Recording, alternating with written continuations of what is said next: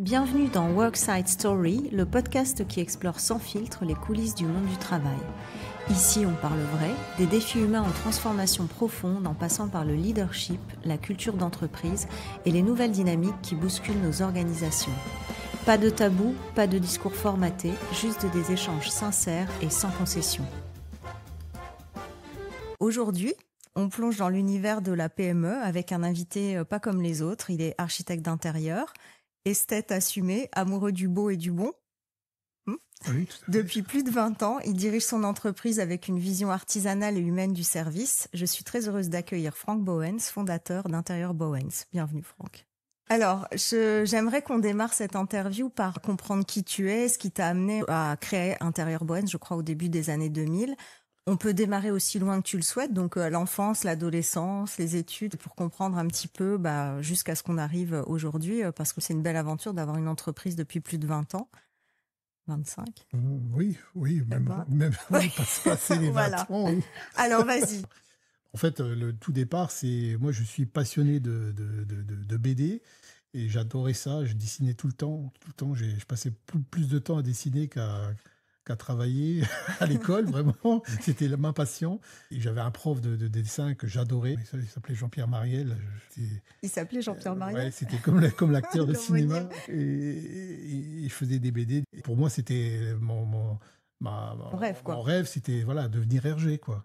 Donc, mon prof de BD, il m'a dit, mon prof de dessin, on faisait pas que de la BD, hein. Et il me dit, ouais, mais ce serait peut-être plus opportun de travailler sur des choses un peu plus concrètes, parce que la BD, c'est travailler sur un fil, ça marche ou ça casse. Enfin, j'ai mon grand-père qui était menuisier ébéniste. Tous les week-ends, quand on allait manger chez mes grands-parents, moi, j'allais dans la boutique de chez mon grand-père, c'était les odeurs de colle d'os, de colle de poisson, de feu de cheminée. J'étais assis sur ses genoux, je le voyais, j'entendais le sifflement de la varlope sur le bois. Et là, je me disais, c'est ton amour la matière, des matières. Les matières, le plaquage, le bois, la colle, le toucher, l'humidité, enfin tout ce qui était lié à la matière, au bois, parce que j'adorais travailler le bois et j'ai commencé très très jeune. J'avais 6-7 ans, je travaillais avec lui dans son atelier, je coupais, je perçais, je sciais, il m'apprenait à utiliser ses ciseaux à bois, et très jeune, j'ai appris à utiliser des outils, et j'étais très, très doué de mes mains. Donc je faisais de la marqueterie avec lui, je faisais plein de choses. Après, ça a évolué. Le dessin, le bois, l'école, les métiers d'art, etc. Donc tout ça s'est mis en place. Donc tu t'es spécialisé en architecture d'intérieur. Après j'ai fait l'architecture d'intérieur. Mais au départ, j'ai fait l'école des métiers d'art. D'accord. Et l'école des métiers d'art, c'est l'école Boulle à Paris. Enfin, c'est plein de choses comme ça. Et qui ont fait que j'ai mûri dans le domaine du meuble. Parce que c'était le bois lié au meuble. Le meuble après l'architecture d'intérieur. Moi, j'ai été un peu nourri à la sauce André Putman à l'époque. Hein. Je rêvais Stark, c'était mon image. Enfin, c'était mon mentor. C'est ça. Je vivais qu'à travers ça. Faut rêver de gens comme ça pour pouvoir avoir envie d'évoluer. Et ça m'a amené à développer ce métier. Parallèlement à ça, tu avais tes parents qui étaient entrepreneurs eux-mêmes, puisque tu as le volet architecte d'intérieur et puis la création d'une entreprise. Cette volonté aussi d'être indépendant, c'est quelque chose qui était... Oui, c'est sûr que ça m'a aidé parce que mes parents, mon père avait une entreprise de serrurerie, donc lui, il travaillait le métal. Bon, ça n'avait rien à voir avec le bois, mais peu importe, c'était indirectement lié. C'était surtout la volonté de devenir indépendant et de travailler pour soi-même. J'étais baigné là-dedans au quotidien, de savoir ce que c'était que de gérer des clients, gérer des problèmes. Donc quand on gère des problèmes, on peut devenir qu'indépendant, forcément. C'est drôle ça. On va le garder en short. Voilà, c'est ça. En reel sur Instagram. Très bien ça. C'était un peu... Donc là, ça s'est fait naturellement, sans se poser de questions, et ça a évolué step by step. Est-ce que tu penses qu'il y a eu des grandes étapes? Parce que bon, là, on est allé assez rapidement entre ton amour du dessin, je disais du beau au départ dans mon introduction, donc à travers le mobilier, c'est vrai que toi, tu aimes... le design, les matières, les matériaux, etc. Est-ce que dans ton parcours, pour en arriver où tu es aujourd'hui, est-ce qu'il y a eu des grandes étapes, des choix fondateurs, des tournants, ou est-ce que ça a été une grande ligne droite Il y a toujours des étapes, des situations dans la vie où on n'a pas toujours les bons partenaires. Avant de travailler complètement pour moi, je me suis associé avec une personne, ça s'est pas bien passé. Donc voilà, il y a eu des étapes effectivement, mais globalement, ma ligne, elle était tracée. Pour moi, c'était le mobilier haut de gamme, l'architecture, la décoration, le dessin. Je suis toujours resté dans cette ligne en fait. C'était une ligne directrice. Et je me suis jamais vraiment trop diversifié. Et à travers cette conviction, j'ai évolué dans mon métier et ça m'a permis de garder mon cap finalement et d'évoluer à travers cette idée que j'avais en moi, c'était de développer. Et aujourd'hui, on a une clientèle qui est très, très variée. Bien sûr, on est surtout sur des secteurs assez premium. J'ai justement une question parce que tu m'as dit un jour que tu pourrais pas vendre un produit que tu n'aimes pas. Non. Donc, comment tu définis, je dirais, le bon goût ou l'exigence, en tout cas, dans ton travail? En fait, la définition du bon goût n'est pas liée toujours au prix. Comme je dis souvent à nos clients, c'est pas parce qu'on a un gros budget qu'on va faire des choses plus belles. C'est plus l'assemblage des objets entre eux qui vont faire que l'ensemble sera cohérent. En fait, tout est lié à la cohérence. Les bons matériaux, les bonnes textures, l'environnement, la compréhension du projet surtout. Et après, quand on a tout ce puzzle devant nous, on essaie de créer quelque chose qui soit effectivement très, très complet et cohérent pour le client. Parce que quand on crée quelque chose, on ne le fait pas pour nous, on le fait pour le client. Et c'est ça qui, pour moi, est important. Parfois, tu assembles aussi les belles marques, les beaux produits que tu vends avec du sur-mesure ou des choses que tu vas dessiner toi-même pour compléter ou harmoniser les choses. On démarre d'une feuille blanche, on se met en contact avec notre client et on définit les besoins. Et les besoins, c'est très variable selon la personnalité des gens, leur culture, leur provenance, là où ils habitent, etc. L'environnement, tout est lié finalement. Donc c'est ça, pour moi, la définition de l'architecture. C'est pas seulement de donner un environnement qui est représentatif sur un papier uniquement sur photo, c'est de refléter la personnalité du client. C'est ça qui, pour nous, était le plus important. On peut bien ressentir la façon dont vont vivre les gens dans leur univers pour le retranscrire sur un plan ou sur un aménagement. Est-ce qu'il y a des choses en particulier qui t'inspirent dans ton métier au quotidien? C'est-à-dire qu'au-delà du projet, parce que je crois que c'est vraiment aussi, comme tu l'expliques assez bien, c'est... quelqu'un arrive avec une envie, un besoin, peut-être ils arrivent chez toi. Alors, je parle pas des clients qui te suivent depuis de nombreuses années, qui ont fait plusieurs projets avec toi, parce que je crois que tu as aussi pas mal de clients qui ont fait différents projets au fil des années. Voilà. Récurrence, oui. Voilà. Mais des gens qui arrivent pour la première fois, qu'est-ce qui t'inspire globalement? C'est leur projet, leur envie ou le challenge peut-être d'aller chercher leur univers et de rentrer dedans. Enfin, comment est-ce que tu... En fait, le défi dans un projet, c'est d'amener en fait des solutions que notre client n'avait pas imaginées. Et c'est ça qui est bien, parce que les clients nous disent on n'avait pas du tout imaginé vivre dans un espace ouvert comme ça, ou donner de la lumière à ce niveau-là. C'est vraiment redéfinir les espaces. Et c'est ça qui à chaque fois donne l'envie d'aller plus loin. Ouais, c'est vraiment une thématique qui m'intéressait d'aborder avec toi, parce que je trouve qu'aujourd'hui, on est dans un monde où en fait, tout s'industrialise.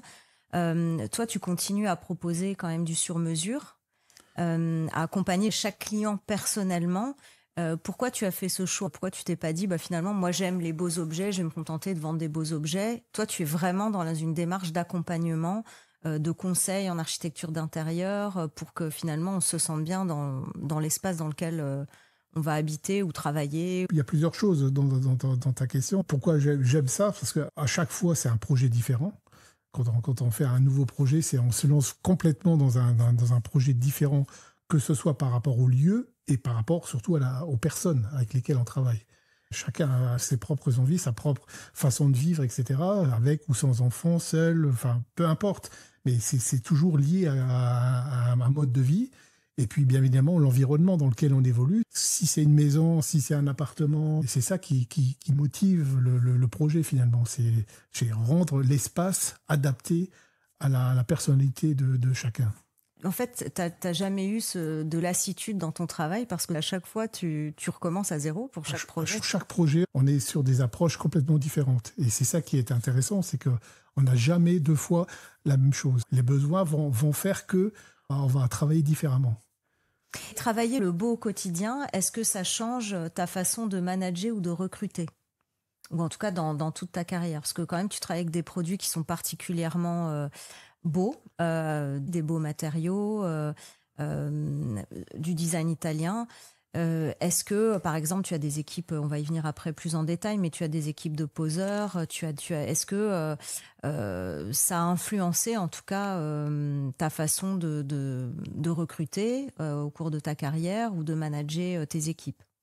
Alors oui, en ce qui concerne les équipes techniques de pose, là, c'est évident que c'est pas toujours facile d'avoir des gens adaptés pour la situation parce que c'est quand même des produits très pointus, et très techniques. Donc il faut des gens avec des compétences avérées et ça demande du temps et de la patience. Et aussi qui comprennent le produit, je pense. Qui comprennent le produit. Donc ça, c'est vrai que c'est... Et ce que tu as d'ailleurs.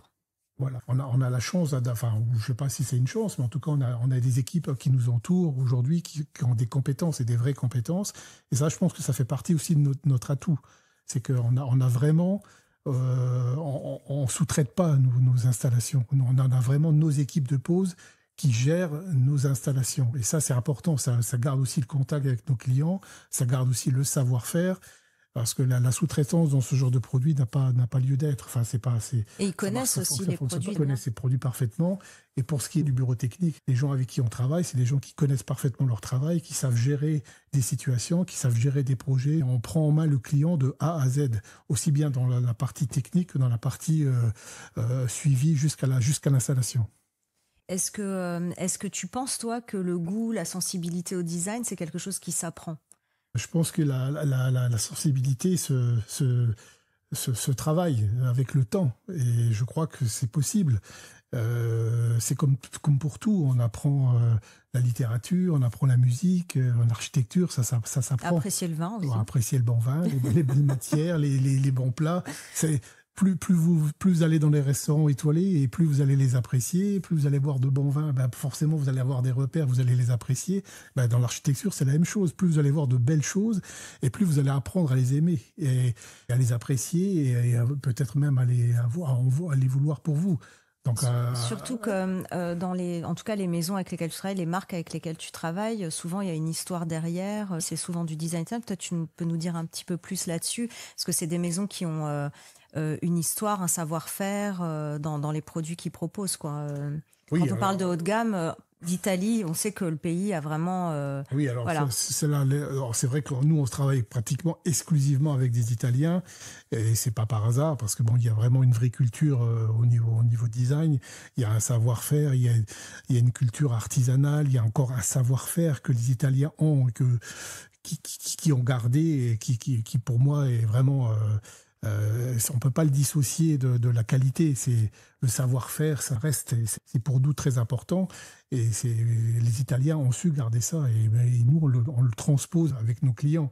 Ça donne une certaine fierté de pouvoir proposer des produits qui soient à la hauteur de ce qu'on imaginait, même sur le papier.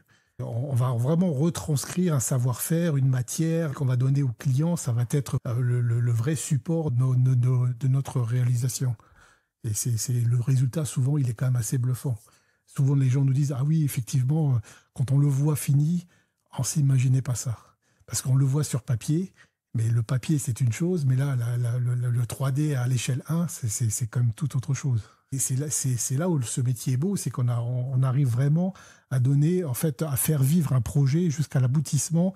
Et là, les gens nous disent « Waouh, ça, on ne s'attendait pas à ça. » Voilà, c'est pour moi, c'est ma plus belle récompense. Ma plus belle récompense. Ouais. Ça, c'est clair. Et toi qui es à la fois chef d'entreprise, architecte d'intérieur, tu as aussi un rôle de commercial, tu manages également tes équipes. Comment tu fais à gérer cette multi-casquette? Alors ça, c'est pas toujours évident, mais on trouve des solutions. Nous, on est là en tant que chef d'orchestre, donner un peu la, Le là. le là d'une entreprise. Donc oui, on doit gérer des projets, on doit gérer des clients, on doit gérer des équipes, on doit donner un maximum de satisfaction à tout niveau, que ce soit dans notre personnel, que ce soit dans notre clientèle, que ce soit avec nous, même nos fournisseurs, parce que on doit, voilà. Et puis bien sûr gérer le côté financier.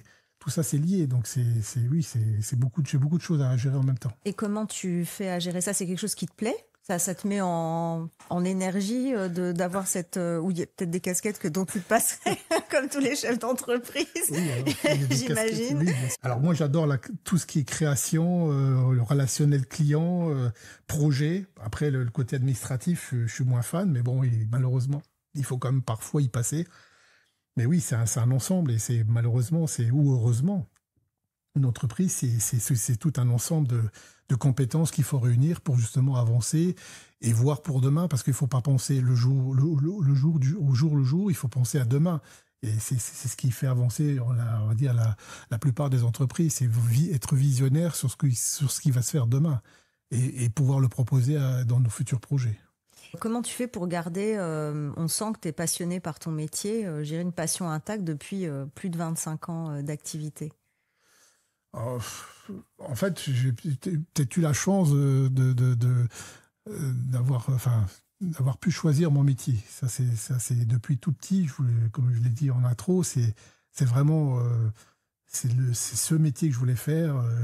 Dessiner, l'architecture, sculpter, enfin tout ça, c'est toucher des matières, assembler des matières, les mettre en situation. Je suis encore animé par cette passion, cette volonté, et je découvre, même encore aujourd'hui, et on a la chance d'avoir des magnifiques salons comme Milan, par exemple, qui nous font découvrir à chaque fois des innovations. Donc chaque année, pour ceux qui ne suivraient pas, c'est donc la Milan Design Week, c'est ça? C'est une semaine? C'est une semaine. C'est un rêve absolu. Et à l'âge que j'ai aujourd'hui, je me dis, mais j'arrive encore à rêver être Alors fais-nous rêver, comment ça se passe à Milan? Comment ça se passe à la Milan Design Week? Il y a plein de choses à découvrir. Tu y vas tous les ans? Tous les ans. Alors bien sûr pour s'informer de ce qui se fait, des nouveautés, les fournisseurs à découvrir, et que ce soit dans la ville ou même dans la foire, enfin dans le salon. Donc là, on rend visite à nos fournisseurs et puis on découvre les nouveautés, Donc l'idée, c'est de voir dans les marques que tu as déjà, les partenaires avec lesquels tu travailles déjà, quelles sont les nouveautés. Voilà, les nouveautés. Et aller découvrir des nouvelles marques ou d'autres... Ça va très vite. Aujourd'hui, le monde va vite. La technologie donne beaucoup de possibilités. On a quand même aujourd'hui sur le marché de l'architecture des choses incroyables qui s'ouvrent à nous. Et justement, quand on ramène ça chez nous, à Luxembourg ou ailleurs, on se dit, tiens, ça, c'est des nouvelles matières, on va les mettre en application et on essaie de faire rêver nos clients avec ce que nous, on découvre chaque année à Milan. Pour revenir sur ton équipe, toi, tu as une équipe qui est, on va dire, mixte, plutôt des femmes au showroom et des hommes, je veux dire, sur les chantiers. Comment tu crées de la cohésion, un esprit d'équipe? Parce que j'imagine que ça ne doit pas être simple,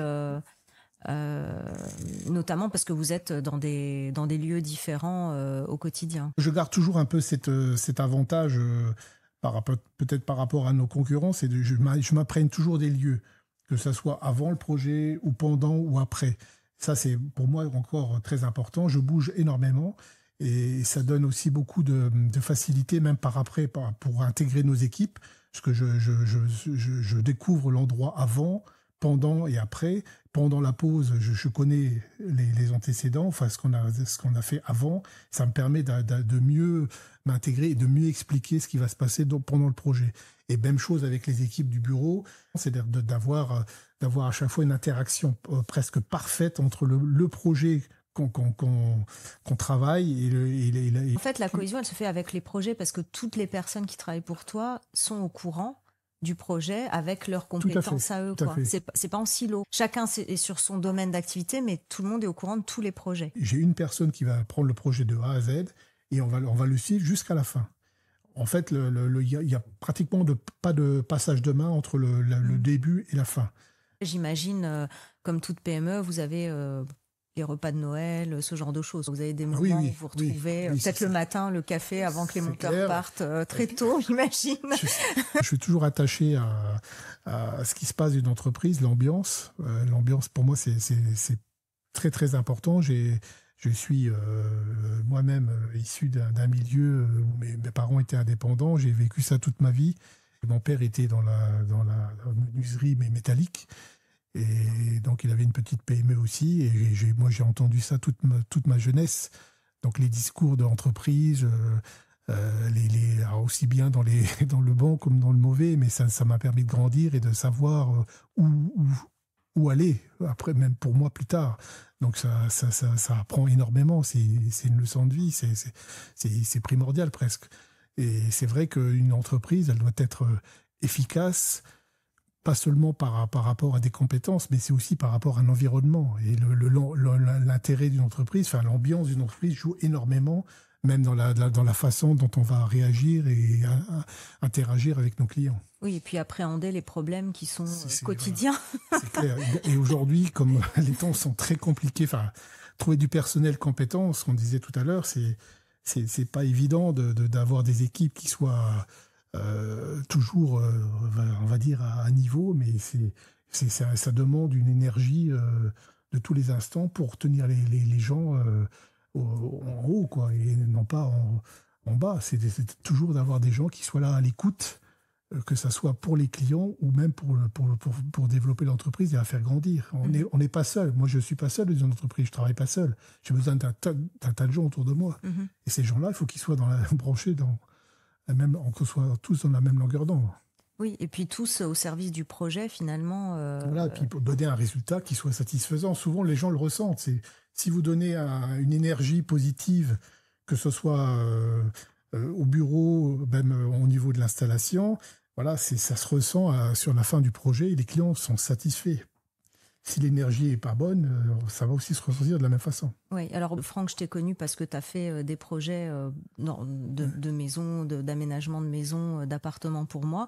Et je peux confirmer qu'effectivement, tu as une équipe où on a vraiment, que ce soit Yannick et les gars du montage, je veux dire, ils sont vraiment impliqués dans leur rôle. Ouais. Ils connaissent les projets, ils cherchent des solutions, ils font même du sur-mesure sur le chantier, c'est-à-dire au-delà, parce que en fait, même si toi, en tant qu'architecte d'intérieur, vous avez tout réfléchi, pensé au millimètre près, après sur place, peut-être que un panneau a été livré, il manque un millimètre ou ils trouvent toujours des solutions, mais en respectant le produit. C'est-à-dire, c'est toujours des solutions, mais Oui. du sur-mesure, encore une fois, mais au niveau de la qualité des produits qui sont installés, quoi. C'est jamais du bricolage.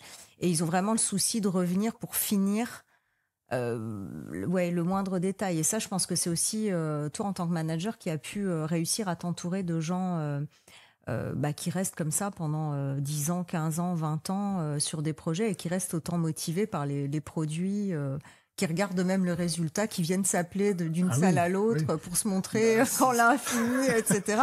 Donc ça, je pense que c'est quand même une grande réussite parce que c'est pas évident, quoi. Non, c'est pas évident et c'est transmettre une passion. Je pense que effectivement cette passion, j'ai essayé de la transmettre au maximum aux gens qui m'entourent et c'est vrai que c'est ce que tu disais, dans les projets, ils s'impliquent énormément et ça c'est un gage aussi de qualité. Oui. Et donc, c'est quoi pour toi être un bon manager dans une petite structure comme ça? Pour moi, c'est l'écoute. Même si aujourd'hui on vit dans un monde qui est hyper individualisé, je pense que l'écoute reste quand même la clé pour réussir dans une entreprise. C'est savoir s'entourer, écouter les gens et partager son savoir-faire. Je pense que c'est un peu un mélange de tout ça qui fait qu'aujourd'hui une entreprise peut réussir ou pas. Et je pense que j'ai des amis qui travaillent dans la restauration qui me disent la même chose, c'est que créer une entreprise, créer une équipe qui tienne la route, c'est d'avoir une bonne écoute de son équipe, savoir transmettre son savoir et donner sa passion et son savoir à son équipe. Et je pense que c'est valable pour tout type d'entreprise, hein. C'est ça. Je suis d'accord avec toi. Aujourd'hui, bon, on l'a dit, dans des petites entreprises, on a aussi moins de marge de manœuvre, moins de filet de sécurité. Qu'est-ce qui te donne envie de continuer, d'investir, de continuer à faire progresser ton entreprise?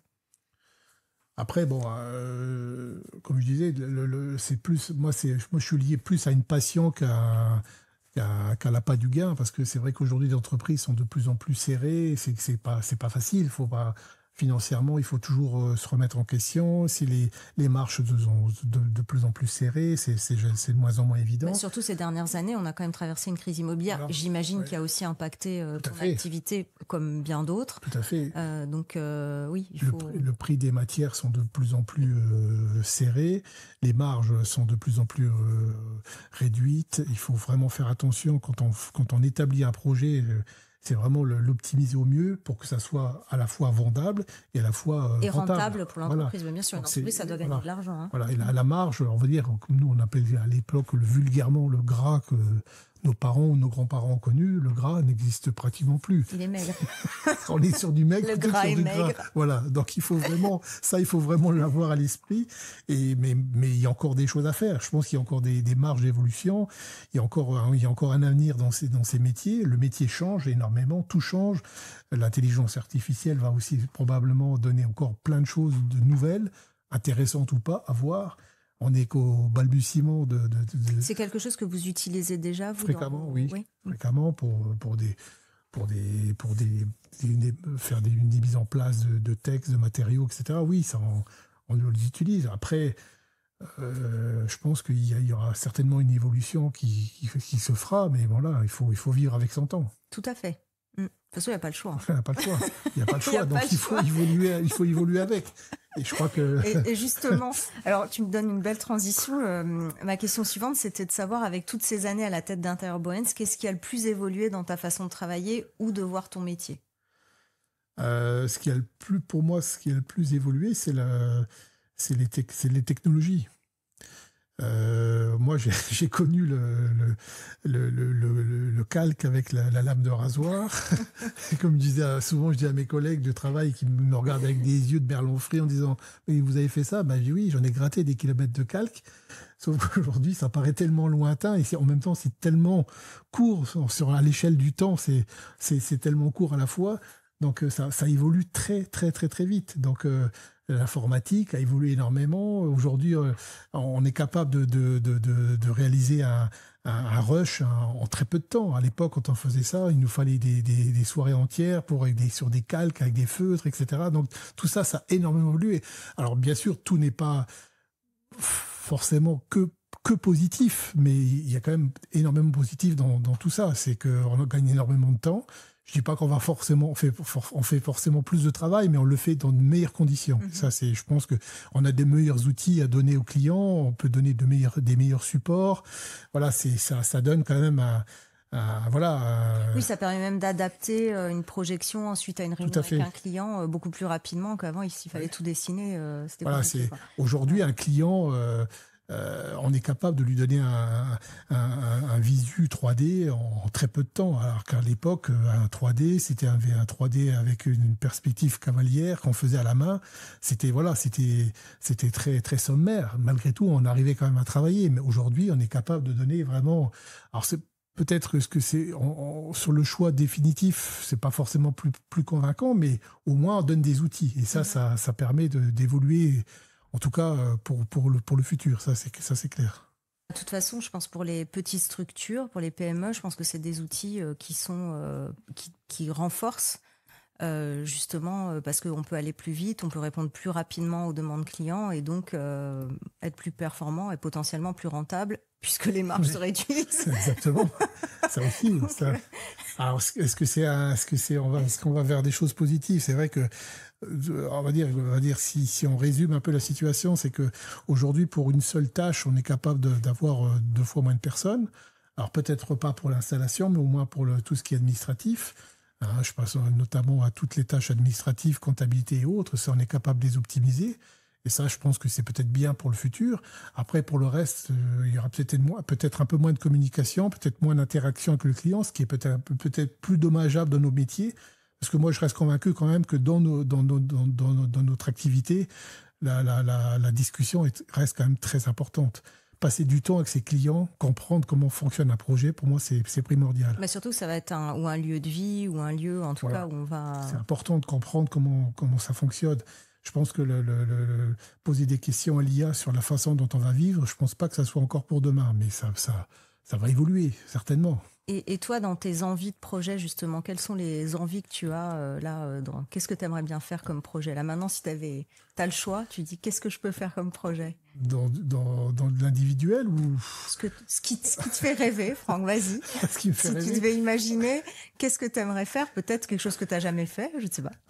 Moi, ce qui me plairait vraiment, ce qui m'attire aujourd'hui, c'est tout ce qui est lié à la nature, à l'environnement. De faire une grande maison, des grands espaces... très, très, très éloigné de l'urbanisme. C'est ce qui me... Donc, avis aux amateurs. Si quelqu'un a un terrain dans la nature... Voilà, tout ce qui est en connexion, en relation avec la nature et l'environnement. Ça me passionne plus que de l'urbanisme. Oui, c'est intéressant, mais on y est au quotidien, alors que la base de notre vie, c'est quand même tout l'environnement naturel. Et des projets hôteliers, etc. Bon, au Luxembourg, peut-être c'est plus limité aussi. Alors le tertiaire, l'hôtellerie ou le tertiaire, c'est un petit peu en ce moment un peu en berne. Donc le tertiaire, oui, ça peut changer, mais bon, voilà. L'hôtellerie, on en a fait quelques-uns. C'est intéressant, hein, c'est très intéressant, mais c'est pas ce qu'on fait le plus. On reste quand même, nous, focalisés sur du projet familial, unifamilial. On sent que tu as besoin du contact avec vraiment les gens qui vont investir le lieu après. Oui, ça reste important pour nous. Oui. Enfin, pour notre activité, je crois que c'est encore une fois des projets très individuels. C'est des projets qu'on fait comme tu disais tout à l'heure, un projet d'une vie, finalement. C'est donner en fait une joie, enfin donner le résultat d'un accompagnement à nos clients. Oui, parce que finalement, le lieu où on va habiter, je trouve qu'il est vraiment important pour le bien-être de chacun. Donc, que ça ait du sens aussi. Que les éléments, les objets, le mobilier, etc., qu'on va choisir, que ce soit fait avec intention, quoi. C'est-à-dire, si on va choisir une chaise, on ne l'a pas choisie en se disant, tiens, je vais prendre la rouge, et de se dire pourquoi je la prends, parce qu'elle a provoqué une émotion, ou parce que, pour ma part, par exemple, mes fauteuils Coste, parce que j'allais au Café Coste à Paris quand j'étais jeune. Et donc, pour moi, ils ont un sens, quoi. Voilà. Voilà, c'est ça. C'est encore une fois, c'est tout on vit des choses, et dans notre vie, on a envie de transcrire ce qu'on a vécu dans notre intérieur, dans la façon dont on va vivre, etc. Donc c'est vrai que souvent je le vois avec nos clients quand on développe un projet, on arrive à disséquer en fait les émotions de chaque personne, et à travers ça on va dire tiens, ça serait peut-être plus approprié à votre mode de vie. C'est ça qui est finalement très intéressant, c'est qu'on arrive à défibrer la personnalité des gens pour le retranscrire dans un aménagement. Et ça c'est hyper pointu finalement. C'est là où c'est intéressant. C'est pas seulement de placer des meubles pour une raison uniquement ergonomique. C'est donner une cohérence pour un ensemble de vie qui nous correspond et donner un vrai lieu de vie. Eh ben écoute, merci beaucoup Franck pour cet échange sincère, très ancré dans la réalité. Je trouve que en tout cas ce qui ressort, c'est que tu es vraiment passionné par ton métier. Et tu l'exprimes très bien. Merci beaucoup. Donc c'est exactement justement ce qu'on cherche à faire dans ce podcast Worksite Story, donc donner à entendre des voix authentiques qui racontent le travail et aussi, je dirais, leur passion dans toute leur complexité, leur richesse, leur contradiction. Des voix comme celle de Franck qui nous rappellent qu'on peut entreprendre avec exigence, humanité et fidélité à ses valeurs. Merci à vous qui nous avez écoutés. On se retrouve très vite dans un nouvel épisode. D'ici là, prenez soin de vos équipes, de vos clients et de vos convictions. Merci.